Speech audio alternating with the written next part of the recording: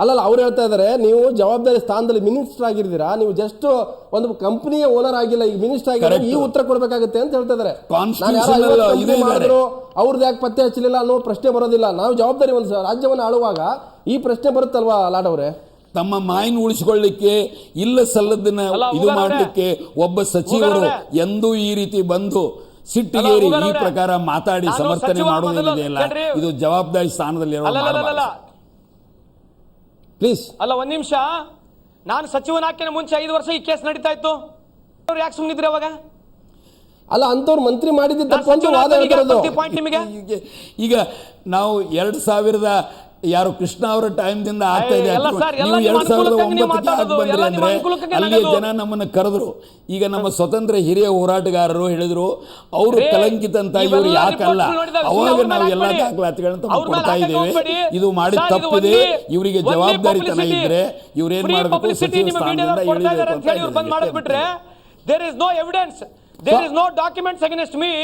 ಇವ್ರಿಗೇನು free publicity ಸಿಗ್ತಾ ಇದೆ, ಅಷ್ಟು ಬಿಟ್ರೆ ಏನಿಲ್ಲ ಇವರಿಗೆ. ಹಾಗೆ ಹೇಳಕ್ಕಾಗಲ್ಲ ಲಾಡ್ ಅವರೇ. ಈಗ ಹಾಗೆ ಜನಾರ್ದನ್ ರೆಡ್ಡಿ ರಾಜೀನಾಮೆ ಕೊಟ್ಟರು, ಯಡಿಯೂರಪ್ಪ ರಾಜೀನಾಮೆ ಕೊಟ್ಟರು, ಯಾರು ಹೋರಾಟ ಮಾಡಲೇ ಇಲ್ವಾ? ನಿಮ್ಮ ಪ್ರಕಾರ ಹೇಳೋದಾದ್ರೆ ನಿಮ್ಮ ವಿರುದ್ಧ ಮಾತ್ರ ಬರ್ತಾ ಇದ್ದಾರೆ, ಪಿಕ್ ಅಂಡ್ ಚೂಸ್ ಅಂತ ಆಗ್ತಾ ಇದೆ ಅಂತ ಹೇಳ್ತಾ ಇದ್ರಿ. ಮಾತಿನ ಅರ್ಥ ಬರೋಬ್ಬರಿ ಹೇಳಿದ್ರಿ ನೀವು, ಅದನ್ನು ಕರೆಕ್ಟ್. ನನಗೆ ಕೇಳಿಸ್ತಲ್ಲ ಉಗಾರ್ ಅವರೇ, ನೀವು ಮಾತಾಡೋದು ಕೇಳಿಸಿಲ್ಲ. ಅಲ್ಲ, ನೀವು ಸ್ಟುಡಿಯೋಲ್ಲಿ ಕರಿ, ನಾನು ಬರ್ತೀನಿ. ಆಯ್ತು ಬರ್ರಿ, ನಾನು ನೀವು ಇನ್ವೈಟ್ ಮಾಡಿದ್ದೀನಿ, ವೆಲ್ಕಮ್ ಕೂಡ ಇದೆ.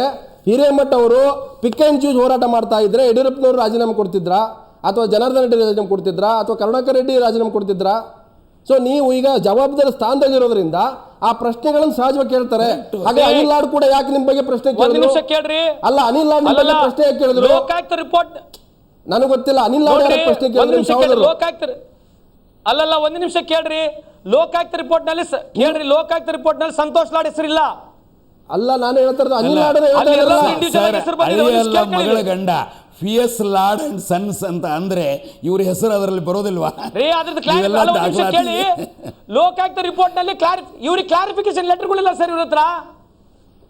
ಈಗ ಲಾಡ್ ಅವರೇ ಪ್ರಶ್ನೆ ಸುಮ್ಮನೆ ಏನೋ ಒಂದ್ ಸೈಡ್ ಹೇಳ್ತಾ ಇದಾರೆ ಅಷ್ಟೇ. ಒಂದು ನಿಮಿಷ ನಾವು ಕೊಟ್ಟಿರ್ತಕ್ಕಂಥ ಕ್ಲಾರಿಫಿಕೇಶನ್ ಲೆಟರ್ಗಳು ಇವ್ರ ಹತ್ರ ಇಲ್ಲ. ನೋಡಿ ಸಂತೋಷ್ ಲಾಡ್, ನೀವು 5.5 ಒಂದೇ ಸೈಡ್ ಹೇಳ್ತಾ ಇದಾರೆ. ಅಲ್ಲ, 5.5-6 ಕೋಟಿ ಜನರ ಪ್ರತಿನಿಧಿ, ನೀವು ಈಗ ಮಿನಿಸ್ಟರ್ ಆಗಿದ್ದೀರಿ, ಸ್ವಲ್ಪ ಕಾಮ ಕೇಳಿ. ನಿಮ್ಮ ಸಹೋದರರಾದಂತ ಇದೇ VS ಲಾಡ್ ಕಂಪನಿಯಲ್ಲಿ ಇರ್ತಕ್ಕಂಥವ್ರು ಹೇಳ್ತಾ ಇದಾರೆ ನನ್ನ ಮೇಲೆ ಕಳಂಕ ಅಂತ ಮಂತ್ರಿ ಸ್ಥಾನ ಹೊರಗಿಟ್ರು, ಸಂತೋಷ್ ಲಾಡ್ ಅನ್ನು ತಗೊಂಡಿದ್ದಾರೆ, ಅವ್ರ ಬಗ್ಗೆ ಯಾವಾಗ ಪರಿಶೀಲನೆ ಮಾಡ್ತಾರೆ ಮಾಡ್ಲಿ ಅಂತ ಅವ್ರು ಹೇಳ್ತಾ ಇದಾರೆ.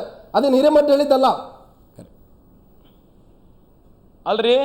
ನೀವು ಹೇಳೋ ಲೆಕ್ಕನಂದ್ರೆ ಯಾರ ಮೇಲೆ ಅಲಿಗೇಷನ್ ಮಾಡಿಬಿಟ್ರೆ ಅವ್ನು ಅವೆಲ್ಲ ಬಿಟ್ಟು ಹೋಗ್ಬಿಡ್ಬೇಕಂತ ಅರ್ಥ. ಅಂದ್ರೆ ಅನಿಲ್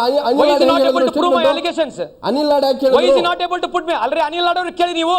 ಅಲ್ರಿ ಅನಿಲ್ ಲಾಡ್ ಅವ್ರಿಗೆ ಕೇಳಬೇಕು, ನನಗೇನು ಕೇಳಂಗ. I am giving clarification about myself. If Anil Lad has made an allegation, you ask him. ಅಲ್ರಿ ನನ್ನ ಕ್ಲಾರಿಫಿಕೇಶನ್ ನಾನು ಕೊಡ್ತಾ ಇದ್ದೀನಿ ನಿಮಗೆ. I am not involved in illegal mining. ನೋಡಿ ನಾನು ಹೇಳ್ತಿರೋದು, ಇಲ್ಲಿ ನಿಮ್ಮ ಸಹೋದರರು, ನಿಮ್ಮ ಪಕ್ಷದ ಶಾಸಕರು ನನ್ನ ಮೇಲೆ ಕಳಂಕ ಅಂತ ಹೇಳ್ತಾರೆ, ನನ್ನ ಹೊರಗಿಟ್ಟಿದ್ದಾರೆ. ಆದ್ರೆ ಸಂತೋಷ್ ಲಾಡ್ ಸಂಪುಟದಲ್ಲಿ ಮಾಡಿದ್ರೆ ಅವ್ರನ್ನ ಕೇಳಿ. ಸಹಜ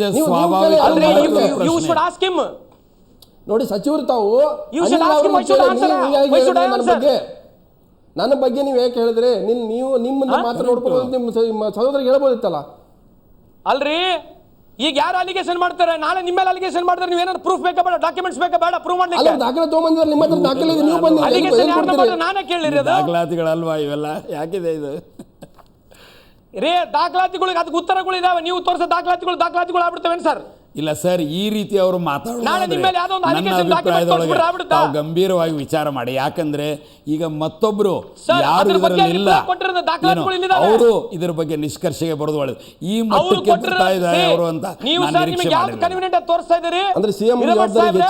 ನನ್ನ ಅಭಿಪ್ರಾಯದೊಳಗೆ ಗವರ್ನರ್ ಕೇಂದ್ರದ ಕಾಯ್ದೆ ಮಂತ್ರಿ ಆಗಿದ್ರು. ಯಾವ ರೀತಿ ರೆಡ್ಡಿ ಸಹೋದರ ಬಗ್ಗೆ ನಿಲುವು ತಗೊಂಡು ನಿಮ್ಗೆ ಗೊತ್ತಿದೆ, ನಮ್ಮೆಲ್ಲರಿಗೂ ಗೊತ್ತಿದೆ. ಆಮೇಲೆ ಮುಖ್ಯಮಂತ್ರಿಗಳು, ವಕೀಲರಿದ್ದಾರೆ, ಸಾಮಾಜಿಕ ನ್ಯಾಯದಲ್ಲಿದ್ದಾರೆ, ಪ್ರಾಮಾಣಿಕರಿದ್ದಾರೆ. ಮೂರನೇದು ಡಾಕ್ಟರ್ ಪರಮೇಶ್ವರ್, ನಾಲ್ಕನೆಯವರು ಮಿಸಸ್ ಸೋನಿಯಾ ಗಾಂಧಿ. ಈಗ ಒಂದು ಸ್ಪಷ್ಟ ಇದೆ. ಓಕೆ ಕೊಡಿ ಸರ್. ಲಾಡ್ ಅವರು ಹೇಳ್ತಾ ಇದ್ದಾರೆ CM ನಾನು ದಾಖಲೆ ಕೊಡ್ತೇನೆ, ಅವರೇ ಕೇಳಿದ್ರು ದಾಖಲೆ ಕೊಡಿ ಅಂತ ಹೇಳಿದ್ದಾರೆ. ನಾನು ತಂದಿದ್ದೀನಿ, ನನ್ನ ಹತ್ರ ಇರೋ ದಾಖಲೆ ಕೊಡ್ತೇನೆ. ನನಗೆ ಒಂದೇ ಪ್ರಶ್ನೆ ಕೇಳ್ತಾ ಇರೋದು, ಕೇಳಿ. ಇವೆಲ್ಲ ದಾಖಲಾತಿಗಳು ನೋಡೇ ನಮಗೆ ಹೈಕಮಾಂಡ್ ಒಪ್ಪಿಗೆ ಕೊಟ್ಟಿರೋದು. ಈ ಡಾಕ್ಯುಮೆಂಟ್ಗಳೇನು ಹೊಸದಾಗಲ್ಲ, 4 ವರ್ಷದಿಂದ ಈ ಡಾಕ್ಯುಮೆಂಟ್ಗಳಿದಾವೆ. ಅಲ್ಲ ನಿಮ್ಮ ಹತ್ರ ಇರೋ ದಾಖಲೆ ಯಾಕೆ ನೀವು ಹೊರಗೆ ತರ್ತಾ ಇಲ್ಲ ಅಂತ ಇವತ್ತು ಅಂದ್ರೆ ಅಲ್ಲ ನೀವು ಹೇಳೋ ಲೆಕ್ಕಕ್ಕೆ ಇವ್ರು ಇಷ್ಟು ದಿವಸ ನೀವು ಡಾಕ್ಯುಮೆಂಟ್ ನೋಡಿಲ್ಲ ಅಂತ ಅರ್ಥನಾ? ಆಯ್ತು, ಅವ್ರ ಹತ್ರ 100ಕ್ಕೆ 100 ದಾಖಲೆ ಇಲ್ವಲ್ಲ, ನಿಮ್ಮ ಹತ್ರ ಇರೋ ದಾಖಲೆ ಯಾಕೆ ತರ್ತಾ ಇಲ್ಲ ಹೊರಗಡೆ? ಸರ್ ನಿಮ್ಮ ಅದೇ ನಾಳೆ ಕುಂದ್ರಿಸಿ ನೀವು ಡಾಕ್ಯುಮೆಂಟ್ ಬರ್ತೀವಲ್ಲ, ಇವರು ಡಾಕ್ಯುಮೆಂಟ್ ಕೊಡ್ತು ನಿಮ್ಮ ಹತ್ರ ಯಾಕೆ ಓಡ್ ಬರ್ತಾರೆ ಮೀಡಿಯಾಗೆ?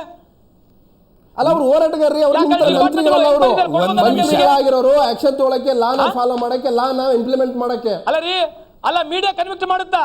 ಅಲ್ಲ ಸರ್, ಅವ್ರು ಮೀಡಿಯಾ ನಮ್ಮ ಜೊತೆ ವೈಯಕ್ತಿಕವಾಗಿ ಮಾತಾಡ್ತಾ ಇಲ್ಲ, ಜನರ ಮುಂದೆ ಮಾತಾಡ್ತಾ ಇದ್ದಾರೆ. ಮೀಡಿಯಾ ಅಂತಂದ್ರೆ ನನ್ನ ಜೊತೆ ಮಾತಾಡ್ತಾ ಇಲ್ಲ, ಜನರ ಜೊತೆ ಮಾತಾಡ್ತಾ ಇದ್ದಾರೆ ಅವರು. ಮತ್ತು ಇವತ್ತಿನ ದಿವಸ ನೀವು ಕ್ಲಿಪ್ಪಿಂಗ್ನಲ್ಲಿ ತೋರಿಸಿದ ಪ್ರಕಾರ ಮುಖ್ಯಮಂತ್ರಿ ಸಿದ್ದರಾಮಯ್ಯ ಅವರು ಸ್ಪಷ್ಟವಾಗಿ ಹೇಳ್ತಾರೆ ಏನಂತ ಹೇಳಿ, ನಾನು ಸಂತೋಷ್ ಲಾಡ್ ಅವರು ಕೊಟ್ಟ ದಾಖಲಾತಿಗಳನ್ನ ಮಾತ್ರ ನೋಡಿದ್ದೇನೆ. ಅವಾಗ ನಿಮ್ಮ ರಿಪೋರ್ಟರ್ ಕೇಳ್ತಾರೆ, ತಾವು ಮುಖ್ಯಮಂತ್ರಿಗಳಾಗಿದ್ದೀರಿ, ಉಳಿದ ದಾಖಲಾತಿಗಳನ್ನು ಕೂಡ ನೋಡಬಹುದಲ್ಲ ಅಂತ. ಅವರು ಎಷ್ಟೊಂದು ಸೌಜನ್ಯದಿಂದ ಜವಾಬ್ದಾರಿತನದಿಂದ ಅವರು ಉತ್ತರ ಕೊಟ್ಟರು ನೋಡಿ. ಇವತ್ತು ನನ್ನ ಅಭಿಪ್ರಾಯದೊಳಗೆ ಇವರಿಗೇನಾದರೂ ಸಚಿವರಾಗಿ ಒಂದು ಜವಾಬ್ದಾರಿ ಇದ್ದರೆ, ಹಿಂದಿನ ಸಮಯದಲ್ಲಿ ಯಾವ ರೀತಿ ಆ ಸರ್ಕಾರಕ್ಕೆ ಅವತ್ತಿನ ವಿರೋಧ ಪಕ್ಷದ ನಾಯಕರಾದ ಸಿದ್ದರಾಮಯ್ಯ ಅವರು ಖಚಿತವಾಗಿ ಸ್ಪಷ್ಟವಾಗಿ ಕೇಳ್ತಾ ಇದ್ದರು, ಅದೇ ಪ್ರಕಾರ ಇವತ್ತು ನಾವು ಪಬ್ಲಿಕ್ ಏನೊಂದು ಆಸಕ್ತಿ ತೋರಿದೆ ನಮ್ಮ ಎಲ್ಲ ದಾಖಲಾತಿಗಳಿಗೆ. ಇವತ್ತಿನಿಂದೆಲ್ಲ 80ರ ದಶಕದಿಂದ ಹೈಕೋರ್ಟು, ಸುಪ್ರೀಂ ಕೋರ್ಟು ಎಲ್ಲ ಮಾನ್ಯತೆ ಮಾಡಿ ಪ್ರತಿಯೊಂದನ್ನು ಪುರಸ್ಕರಿಸಿ ನಾವು ಕೇಳಿದ ಎಲ್ಲ ಆದೇಶಗಳನ್ನು ಕೊಡಬೇಕಾದ್ರೆ ಸುಪ್ರೀಂ ಕೋರ್ಟ್ ನಮ್ಮ ದಾಖಲಾತಿಗಳನ್ನ ನೋಡೋದಿಲ್ವಾ? ಇದ್ರ ಬಗ್ಗೆ ಮಾನ್ಯ ಸಚಿವರು ಸ್ವಲ್ಪ ಗಂಭೀರವಾಗಿ ವಿಚಾರ ಮಾಡಬೇಕು. ಮತ್ತು ಅಧಿಕಾರದ್ದು ಎಷ್ಟೊಂದು ಅವರಿಗೆ ಇದು ಇದೆ ಅನ್ನೋದನ್ನು ಇವತ್ತು ಸ್ಪಷ್ಟವಾಗಿ ಕಂಡು ಬರ್ತಾ ಇದೆ. ಯಾಕಂದರೆ ಸತ್ಯ ಸಂಗತಿಗಳನ್ನು ಎದುರಿಗೆ ಬಂದಾಗ ಈ ರೀತಿ ರಿಯಾಕ್ಷನ್ನು ಒಳ್ಳೆಯದಲ್ಲ ಸರ್. ಬಟ್ ತಾಳ್ಮೆ ಕಳ್ಕೊಳ್ತಾ ಇದ್ದೀರಿ ಅಂತ ಹೇಳ್ತಾ ಇದ್ದಾರೆ ಹಿರೇಮಠರು. ಚರ್ಚೆ ಮಾಡೋಣ ಬನ್ನಿ, ನಿಮ್ಮ ಹತ್ರ ದಾಖಲೆ ತಗೊಂಡ್ಬಂದು ನಾನು ತರ್ತಿದ್ದೀನಿ. ಅಲ್ಲ ಒಂದು ನಿಮಿಷ ಕೇಳಿ. ಅಲ್ಲ ಹೂಗಾರ್ ಅವರೇ, ತಾಳ್ಮೆ ಯಾಕೆ ಕಳ್ಕೊಂತ ಇದೀವಿ ಅಂತಂದ್ರೆ ನಾವು ನೋವನ್ನು ಅನುಭವಿಸ್ತಾ ಇದ್ದೀವಿ. He is nothing to lose. Hello ಮಾತಾಡಿ. ಅಲ್ಲ ಅವರಿಗೆ ತಾಳ್ಮೆ ಯಾಕೆ ಕಳ್ಕೊಂತ ಇದೀವಿ ಅಂತಂದ್ರೆ, ಸರ್ ನಾವು ಈ ವ್ಯವಸ್ಥೆಯಲ್ಲಿ ಪ್ರಾಮಾಣಿಕವಾಗಿ ಕೆಲಸ ಮಾಡಿದ್ದೀವಿ, ಗಣಿಗಾರಿಕೆಯಲ್ಲಿ ಕೂಡ ಪ್ರಾಮಾಣಿಕವಾಗಿ ಗಣಿಗಾರಿಕೆ ಮಾಡಿದ್ದೀವಿ. ಅವರು ಇವತ್ತೇನು ಅಲಿಗೇಷನ್ ಮಾಡ್ತಿದ್ದಾರೆ ಕಳೆದ 15 ದಿನಗಳಿಂದ, ಅದು ನೋವಿನಿಂದ ಮಾಡ್ತಾ ಇರೋದು. ಇದೇನು ರೀ, ನಾನು ಮಿನಿಸ್ಟರ್ ಆದರೆ ನಾನು ಏನು ದೊಡ್ಡ ಏನು ಆಸ್ತಿ ಗಳಿಸೋನಲ್ಲ ನಾನು. ಅವ್ರು ನಮ್ಮ ಬಗ್ಗೆ ಎಷ್ಟು ಅರ್ಥ ಮಾಡ್ಕೊಂತಾರೆ ಗೊತ್ತಿಲ್ಲ. ಹಿರೇಮಠ ಸಾಹೇಬ್ರೆ, ರಾಜಕೀಯದಿಂದ ಲಾಭ ಪಡಿಲಿಕ್ಕೆ ನಾವು ರಾಜಕಾರಣದಲ್ಲಿ ಬಂದಿಲ್ಲ. ನೀವೇನು ಪರಿವರ್ತನೆ ನಡೆಸ್ತಾ ಇದ್ದೀರಿ? ನೀವು $1,00,000 ಹೊರಗಿಂತ ನೀವು ಪರಿವರ್ತನೆ ನಡೆಸ್ತಾ ಇದ್ದೀರಿ. ನಾವು ಆ ಥರ ಎಲ್ಲ, ನಾವು ಸ್ವಂತ ದುಡ್ದಿದ್ದೀವಿ, ಪ್ರಾಮಾಣಿಕವಾಗಿ ದುಡ್ದಿದ್ದೀವಿ. ನಾವೇನ ತಪ್ಪು ದುಡ್ದಿದ್ರೆ ನಾವು ಇಷ್ಟೊತ್ತಿಗೆಲ್ಲ ಜೈಲಿಗೆ ಹೋಗಬೇಕಾಗಿತ್ತು. ಅದಕ್ಕೆ ನಾನು ಜೈಲಿಗೆ ಹೋಗಿಲ್ಲ ಇವತ್ತುವರೆಗೆ. ಅಲ್ಲ ಸಂತೋಷ್ ಲಾಡ್ ಅವರೇ, ಇರ್ತಕ್ಕಂಥ ಎಲ್ಲ ಅಲ್ಲಿ ಸಂಸ್ಥೆಗಳು ನಡೆಸ್ತಾ ಇದೆ. ಒಂದು ನಿಮಿಷ ತಾಳ್ಮೆ ಅಂತ ಕೇಳಿದ್ರೆ ಸುಮ್ಮನೆ ನಿಮಗೆ ಏನ್ ಬೇಕು ಅನುಕೂಲಕ್ಕೆ ತಕ್ಕಂಗೆ ನೀವು ಮಾತಾಡಕ್ಕೆ ಹೋಗಬೇಡಿ. ನಿಮ್ದೇ ನೀವು ಹೇಳಿರೋದೇ ಪ್ರಶ್ನೆ ನಾನು ಯಾಕೆ ಕೇಳ್ತಾ ಇದ್ದೀನಿ ಅಂದರೆ, ನೀವು ಕರೆಕ್ಟ್ ಆಗಿದ್ದರೆ ಒಂದು ಬ್ಲ್ಯಾಕ್ ಲಿಸ್ಟ್ ಆಗಿರೋ ಕಂಪ್ನಿ ಪರವಾಗಿ 50 ಕೋಟಿ ರೂಪಾಯಿ ಯಾಕೆ ಫೈನ್ ಕಟ್ಟಿದಿರಿ ಅನ್ನೋ ಪ್ರಶ್ನೆ ಬರುತ್ತೆ ಸರಳವಾಗಿ. ಅಲ್ಲ ಸರ್, ಅದು ವೈಲೇಷನ್ ಸರ್, ಫಾರೆಸ್ಟ್ ನಲ್ಲಿ ಹೋಗಿದೆ ಮಾಲ್ ವೈಲೇಷನ್. ಅದು ಮತ್ತೆ 50 ಕೋಟಿ ಅದನ್ನ ಪ್ರಶ್ನೆ ಮಾಡಬಹುದಿತ್ತಲ್ಲ.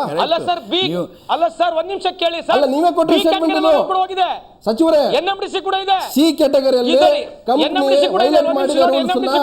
ಫಾರೆಸ್ಟ್ ಆಕ್ಟ್ ವೈಲೇಟ್ ಮಾಡಿದೆ, ನಿಮ್ಗೆ ಲೀಸ್ ಕೊಟ್ಟರು ಏರಿಯಾಕ್ಕಿಂತ ಹೊರಗಡೆ ಹೋಗಿದೆ ಡಂಪಿಂಗ್ ಯಾರ್ಡ್ ಅಂತ ಹೇಳಿ 50 ಕೋಟಿ ರೂಪಾಯಿ ಹೇಗೆ ಫೈನ್ ಕಟ್ಟಿದ್ರಿ ಸರ್?